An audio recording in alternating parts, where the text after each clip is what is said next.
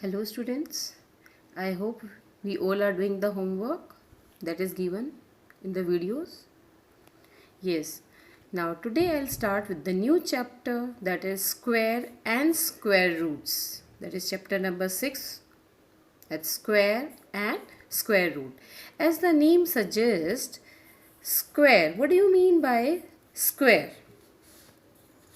Yes, now see, this is the introduction.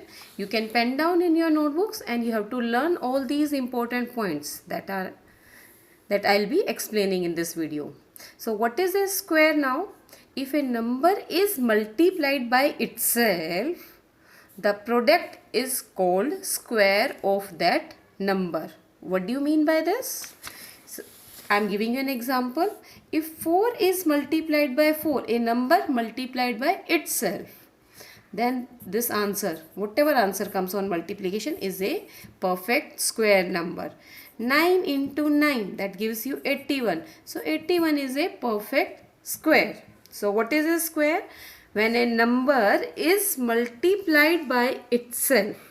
If a number is multiplied by itself, the product is called a square of a number. Now, all natural numbers, are they perfect square? What are natural numbers, students?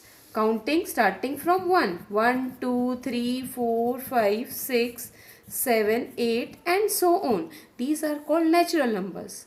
Are all these natural number perfect square? No, they are not perfect square. I'm showing you why they are not perfect square. Now the smallest natural number is 1. 1 multiplied by 1 gives you 1. If I multiply 2 into 2, that gives you 4. It means these two numbers, this was a perfect square. Next perfect square is 4. So these two numbers are not perfect squares. Have you understood? So all natural numbers, they all are not perfect squares. So after 4, what is my next perfect square number?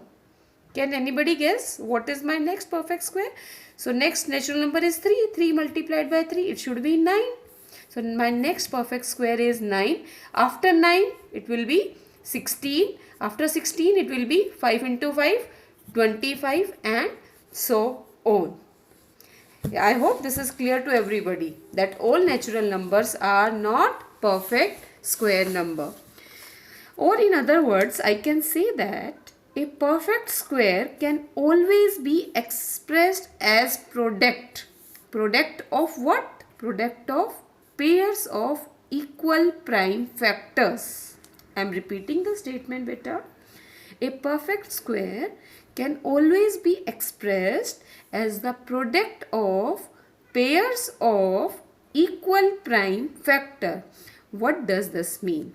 Now for example, that just now you have seen that 81 was a perfect square, or you can take 16, any one of them. I am taking 16, chalo. Now I know that 16 is a perfect square. I have to check why it is a perfect square. I was talking about product of prime factors. So I'll do the prime factorization of this number. Prime factorization means, now see, this is divisible by 4, but I'll not go by 4. Why not? Because 4 is a composite number. It is not a prime number. So you are not going to divide by 4. You have to divide every time by a prime number. So what is the smallest prime number? Smallest prime number is 2. Now you need to check whether it is divisible by 2 or not. It's divisible by 2. So 2 8s are 16, again by 2, 4, again by 2, till it's completely divisible. Now you see these are called the prime factors. Now 16, the prime factors of 16 are 2 into 2 into 2 into 2.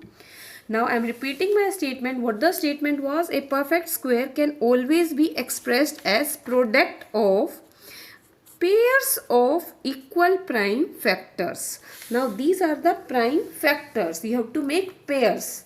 Pairs must be complete. Now this is a pair. This is a pair. Suppose you have one more factor 2. Now then it means 32 I have taken. If I take 32, the factors will be these are the factors. So factors of 32 are this. Now is 32 a perfect square? No, because 2 is left. This number is without a pair. But whereas 16, when I have done the prime factorization of 16, you have just seen that it was coming out 4 times 2. This is a pair, this is a pair. Now my pairs of prime factors are completed. It means this is a perfect square, whereas in 32, when I have done the prime factorization of 32, one factor 2 was not in pair. So this is not a perfect square. So that was the point number 3 which I have explained you. Next, the key hint to check by looking only whether the number is a perfect square or not. If a number ends with 2, 3, 7, 8, any number which ends with 2, 3, 7, 8, that number will never be a perfect square. Other than these means the number ending with 0, 1, 4, 5, 6 and 9. If a number ends with any of these digits, it might be a perfect square. We are not sure.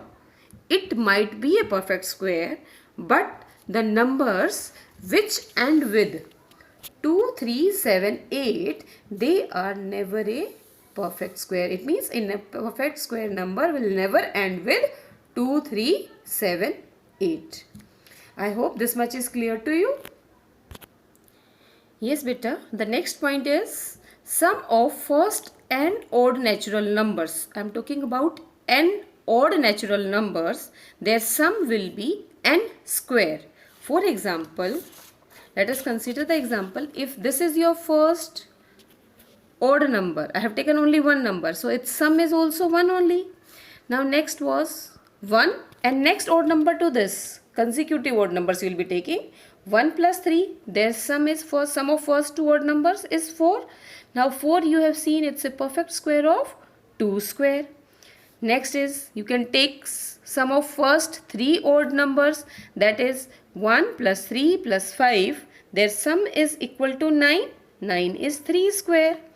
Now you take this example, 1 plus 3 plus 5 plus 7. After 7 comes 9. After 9, 11 is the odd number. How many odd numbers are there? 1, 2, 3, 4, 5, 6. Now I am not going to add them up. You check yourself. 1, 2, 3, 4, 5, 6. Now I have made a property that their sum will be always equal to 6 square. 6 square is 36. Now check. 11 plus 9, 20, 27. 27 plus 5, 32. 32 plus 3, 35. 35 plus 1, 36. I hope everybody has understood this. Now see, one more I am doing.